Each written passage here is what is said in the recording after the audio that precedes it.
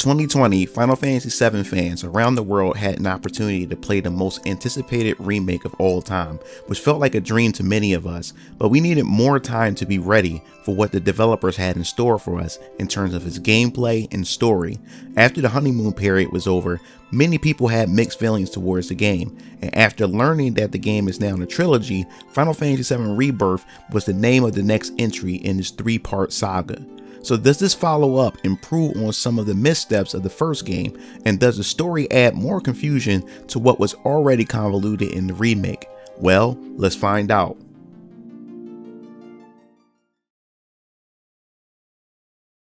Let's start with the presentation. Square Enix again did not disappoint with its stunning cinematics. It gets me whenever I see some of my beloved characters finally realized in current gen visuals. Despite how some people may feel about English dubs to Japanese developed titles, Final Fantasy VII Rebirth has done an excellent job directing the English cast in this entry. Some moments in the game pulled away at my heartstrings, especially Barrett's backstory. But I can guarantee you that there will be moments in the game that will make you feel the same way I did. The game offers two settings to help you decide how to experience Final Fantasy VII Rebirth: performance mode and quality mode. I, of course, agreed on performance mode, which will run at a solid 60 frames per second. The game rarely dips below 60 FPS during intense action sequences. I was curious at how quality mode actually looked, and I will say this, it's complete garbage. The frame rate could be better, and I wonder how anyone could play a game that has so much happening on the screen at once and decided to choose this option. I suggest play the game in performance mode. Is not worth it. The game also has occasional audio problems where the music is much louder than the voices on screen, and I hope that issue is pretty much addressed later in the patch or something. Final Fantasy VII Rebirth compared to Final Fantasy VII Remake feels like day and night. The two games are entirely different, and the developers addressed a few issues I had with the first game. For starters, Final Fantasy VII Remake was more of a linear experience. This made sense because in the original game you spent most of your time moving the story along in small sections of Midgard, but in Remake they turned the Midgard area into a 40-hour gameplay experience. This meant there would be a lot of filler content and constant backtracking through familiar regions throughout your entire playthrough. Midgard was only 3 to 4 hour experience in the original game. This left many of us wondering how Square Enix will approach the open world after Cloud and his party leave the city of Midgard. After experiencing Final Fantasy 15 open world, I wasn't thrilled. Final Fantasy 16 improved on the open world aspects, but this is Final Fantasy VII we are talking about here. If Square Enix screws this up, this would undoubtedly impact the gameplay experience negatively. Square Enix has done a great job with the open world, and they have certainly exceeded my expectations. If the Final Fantasy series will continue to go down the action RPG route, then this is how all Final Fantasy titles should approach the open world, with improvements for each entry. The developers openly admitted to taking inspiration from Horizon and the Witcher games when building an explorable world and questing within it. Each region is a massive sandbox in which the players can play. There are a bunch of objectives that the players can choose to engage in. Chadley serves these objectives to you. He decided to leave Midgard to explore the larger world. These objectives are methods used to encourage players to explore the entire map. You can find towers that will reveal specific locations of other objectives. These objectives are broken into different categories. The first is the Remnant Wave Towers. These towers are scattered throughout a region. Some can be seen from your current location, while others are hidden and can only be accessible with a chocobo and other vehicles. When approaching each tower, they are typically guarded by monsters you must clear before activating it. These towers reveal locations to transmitters that will allow you to upgrade your item transmutator to craft new items. The second objective category is called the Lifespring Investigation. These locations are located throughout the region and well hidden, but if you run into this bird, it can lead straight into the Lifespring. Examining the Lifespring will give you extra lore of the region that builds onto the world. Each spring is also littered with resources to grab items, so remember to grab them. The third objective is called Fiend Intel.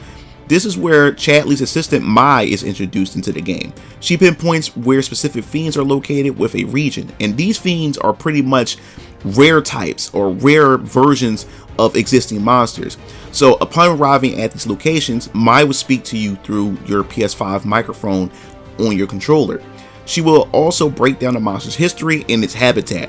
When fighting specific monsters, there are challenges that you can fulfill to earn region points that can be traded to Chadley for new materia particular to that region. The fourth objective is the shrines, because in Final Fantasy VII Rebirth, each region has a specific summon related to its location. You can challenge these summons at any given time when you enter an area. You can go to Chadley and speak with him whenever you're ready to challenge them. There is a catch to these summon battles. They are extreme at full power and nearly impossible to defeat if you're skilled enough to handle them. But you can weaken them by locating the shrines and completing the button memorization minigame sequence. There are 3 shrines in each region specific to that summon. You can choose to fight them in whatever weak state you unlock. Players who love a challenge will certainly love this feature. And the final objective is the Proto Relic, related to Gilgamesh, which has his own side story. He's missing pieces of his armor, and by completing some of these wacky challenges, you will meet him in person until you eventually fight him after collecting all the pieces. Good luck. Trust me, you will need it. Completing these objectives add points to your world intel. These points enable you to buy material and other rewards from Chadley, so if you are a completionist, this will certainly be a challenge for you, as the region map has statistical data that shows the player how much of the region they have completed. Has questing improved? Yes, every town has a quest board for you to check into. There are NPCs and even important story characters that will ask you to help them out. The questing has less fillers than Remake.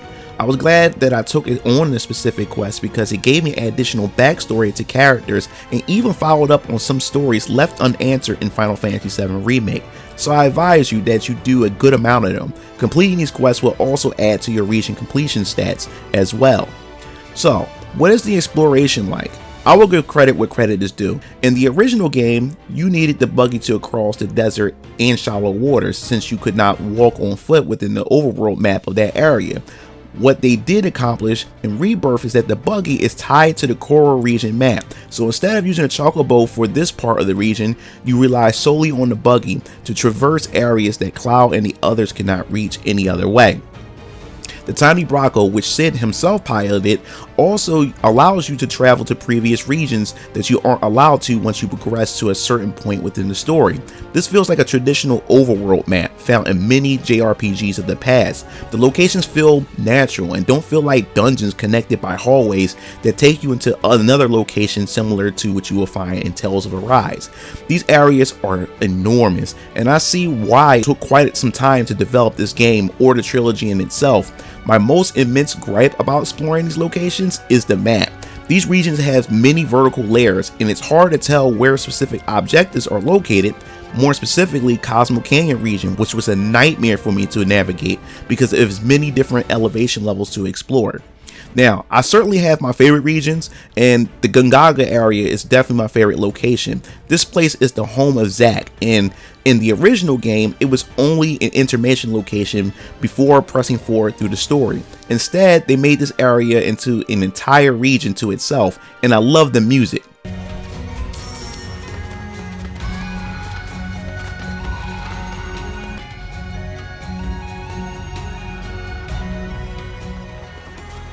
I also like the grassland / drylands location. They made the path from Midgard to Kalm an actual location of its own. But let us remember the Chocobos. Final Fantasy VII Rebirth had decided to take a completely different approach to the Chocobo mechanics than Final Fantasy VII Remake. What they have done this time around is tailor a different color chocobo to a specific region. Some of these areas are closed off from the player without access to a chocobo. Getting a chocobo can be annoying sometimes. Some chocobos have an owner looking for them, so you have to find a chocobo and return them. In some cases, you must find a wild chocobo and tame it. Each chocobo has its own minigame you must complete in order to capture them. Once you have the chocobo in your grasp, you can now ride them into specific areas you could never before you had your own chocobo. You can also equip them with specific gear that affects their stats for chocobo racing minigames. You can purchase the gear by trading choco blooms and finding a specific chocobo baby within the region. This chocobo will guide you to the Choco Express sign. This allows fast travel to these locations. Many of them are hidden in each location, so good luck finding them all.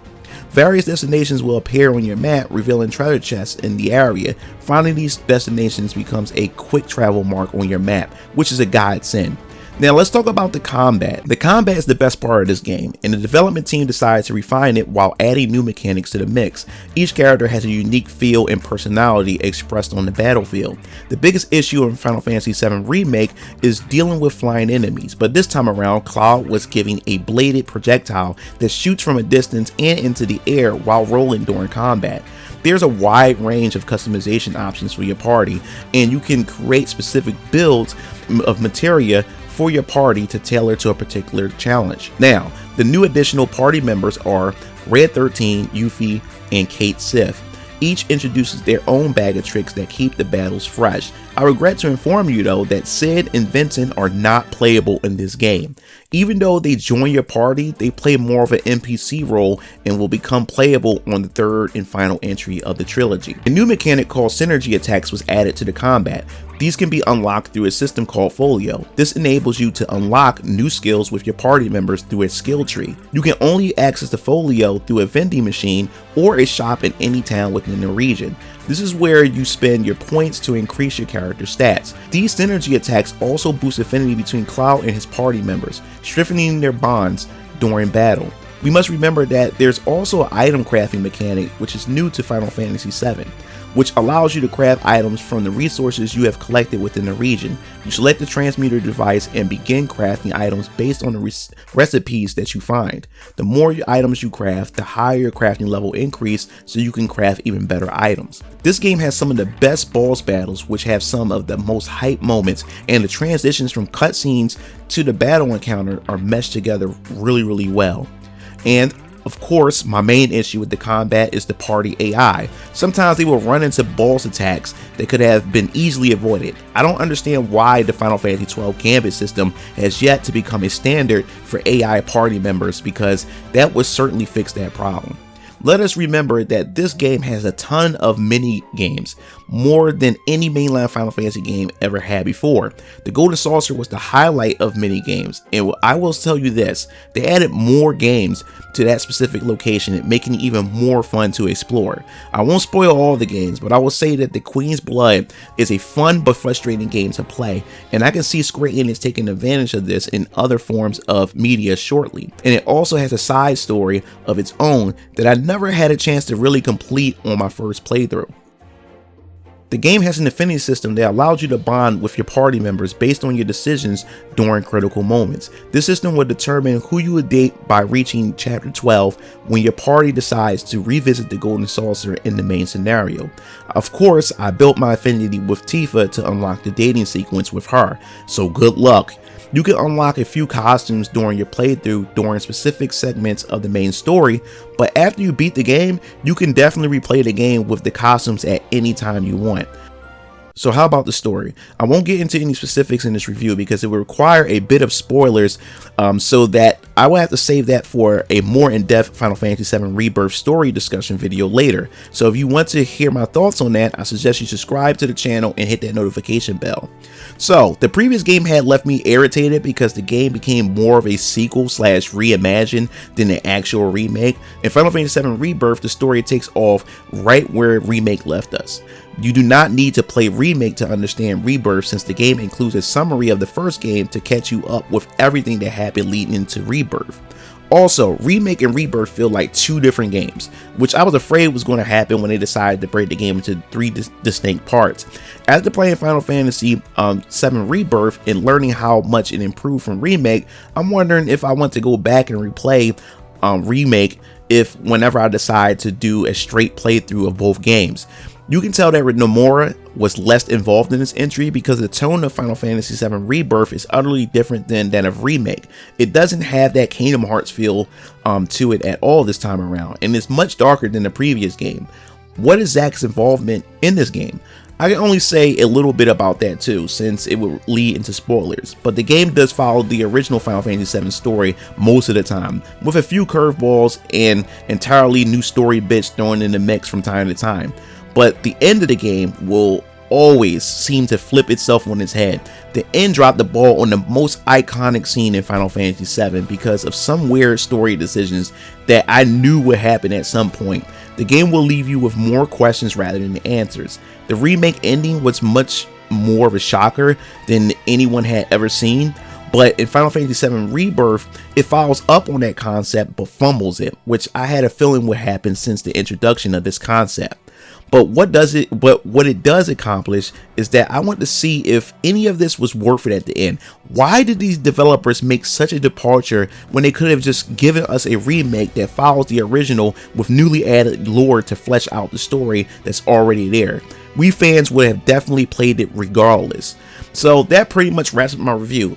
After everything that I have said, I would definitely give this game about an 8 out of 10, and that's more specifically because of some of the technical hiccups as far as texture pop-ins, bad textures, sometimes the lighting which burns on the character's skin, and then also sometimes the AI of your teammates can be a little stupid at times. And also the biggest stretch and the biggest point is the story itself. It has its great moments. The game is not bad at all. It does follow the original at some point, but then the end, it just pretty much just go even farther left field, similar to what Final Fantasy VII Remake has done, but this time it wasn't really well executed, and it has me scratching my head more than ever before. So that pretty much wraps up my thought. I enjoyed my playthrough. I spent about a good 101 hours on the game. I did pretty much like 90% of this game, and I enjoyed the combat, and the combat always kept me coming back for more. And once you beat the game, you definitely get a hard mode where you can play the game and you cannot use any items at all, so it forces you to create specific builds to tackle certain chapters. So after all that is said and done, I hope you guys enjoyed the video. Make sure to hit that bell, the subscribe button, and I hope you guys stay tuned for the next Final Fantasy video, which is my discussion video that actually break down and give you my overall thoughts of the story itself. This is MugenLord signing off. I'll see you Game Fiends later. Peace out.